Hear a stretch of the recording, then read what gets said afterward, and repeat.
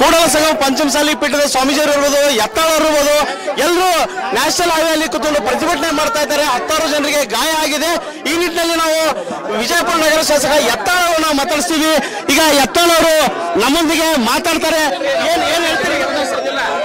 ನೋಡಿ, ಸಿದ್ದರಾಮಯ್ಯ ಸರ್ಕಾರ ಇವತ್ತು ನಮ್ಮ ಮನವಿ ತಗೊಂಡ್ರೆ ಅದನ್ನ ಬಿಟ್ಟು ಇಲ್ಲಿ ವಿಧಾನಸೌಧದಿಂದ ಓಡಿ ಹೋಗಿಬಿಟ್ಟಿದ್ದಾರೆ.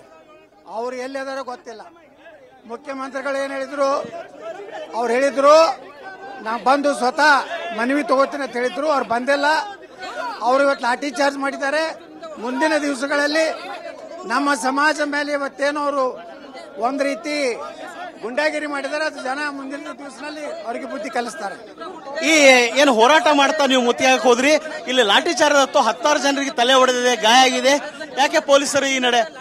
ಪೊಲೀಸರಿಗೆ ಬಲಪ್ರಯೋಗ ಮಾಡಲಿಕ್ಕೆ ಕಾಂಗ್ರೆಸ್ನಲ್ಲಿರುವಂತಹ ಕೆಲವೊಂದು ಶಾಸಕರುಗಳು, ಮಂತ್ರಿಗಳು ಉದ್ದೇಶಪೂರ್ವಕವಾಗಿ ಸಿದ್ದರಾಮಯ್ಯನವರ ಬಗ್ಗೆ ಒಂದು ತಪ್ಪು ಮಾಹಿತಿ ಕೊಟ್ಟು ಈ ರೀತಿ ಪೊಲೀಸರ ಮೂಲಕ ಈ ಹೋರಾಟವನ್ನು ಹತ್ತಿಕ್ಕಲಿಕ್ಕೆ ಪ್ರಯತ್ನ ಮಾಡ್ತಾ ಇದ್ದಾರೆ. ಯಾವುದೇ ಪರಿಸ್ಥಿತಿಯಲ್ಲಿ ನಮ್ಮ ಹೋರಾಟ ನಿಲ್ಲುವುದಿಲ್ಲ. ಮುಂದಿನ ದಿವಸಗಳು ಇನ್ನೂ ಇದರ ಉಗ್ರ ಹೋರಾಟ ಆಗ್ತದೆ. ಈ ಟ್ರ್ಯಾಕ್ಟರ್ ಅಲ್ಲಿ ನಡೆಸ್ತಾ ಇದ್ರಿ, ಟ್ರ್ಯಾಕ್ಟರ್ ಅಲ್ಲಿ ನಡೆಸುವಾಗ ಕೂಡ ಅವರು ತಡೆ ಹಾಕಿದ್ರು. ಇವತ್ತು ಬೇರೆ ಬೇರೆ ಜಿಲ್ಲೆಯಿಂದ ಬರಬೇಕಂತ ಪ್ರತಿಭಟನಾಕಾರನ ತಡೆ ಹಾಕಿದ್ರು. ಈಗ ಈ ರೀತಿ ತಡೆ ಹಾಕ್ತಾ ಇದ್ದಾರೆ. ಏನ್ ಎಚ್ಚರಿಕೆ ಕೊಡ್ತೀರಿ? ಸಿದ್ದರಾಮಯ್ಯನವರ ಸರ್ಕಾರದ ಅಂತ್ಯ ಬಂದಿದೆ, ಅದಕ್ಕೆ ಹಿಂಗ್ ಮಾಡ್ತಾ ಇದ್ದಾರೆ.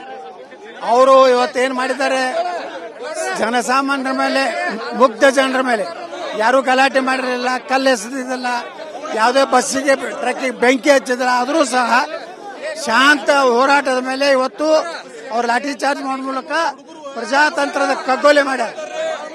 ಈಗ ಮುಂದಿನ ಹೋರಾಟದ ನಡೆ ಏನ್ ನಿಮ್ದು? ನೋಡೋಣ, ನಾವು ಕೂತೆಲ್ಲ ಮಾತಾಡ್ತೀವಿ ನಮ್ಮೆಲ್ಲ ಗುರುಗಳ ಜೊತೆಗೆ. ಇದು ವಿಜಯಪುರ ಶಾಸಕ ಬಸವಣ್ಣ ಯತ್ನಾಳ್ ಪಾಟೀಲ್ ಅವರ ಮಾತು. ಏನಾದ್ರೂ ಆಗ್ಲಿ ನಾವು ಕುಗ್ಗಲ ಜಗ್ಗಲ ಹೋರಾಟ ಮಾಡ್ತೀವಿ. ಈ ನಿಟ್ಟಿನಲ್ಲಿ ಸ್ವಾಮೀಜಿ ಹಾಗೂ ಇತರ ಮುಖಂಡರ ಜೊತೆ ನಾವು ಚರ್ಚೆ ಮಾಡಿ ಮುಂದಿನ ಹೋರಾಟಕ್ಕೆ ಅನ್ಯ ಆಗ್ತೇವೆ ಅನ್ನೋ ಮಾತನ್ನ ಹೇಳ್ತಾ ಇದ್ದಾರೆ. ಕ್ಯಾಮರಾಮನ್ ಅಶೋಕ್ ಜೊತೆ ಅಶೋಕ್ ಅಡಳಿ, TV9 ಬೆಳಗಾವಿ.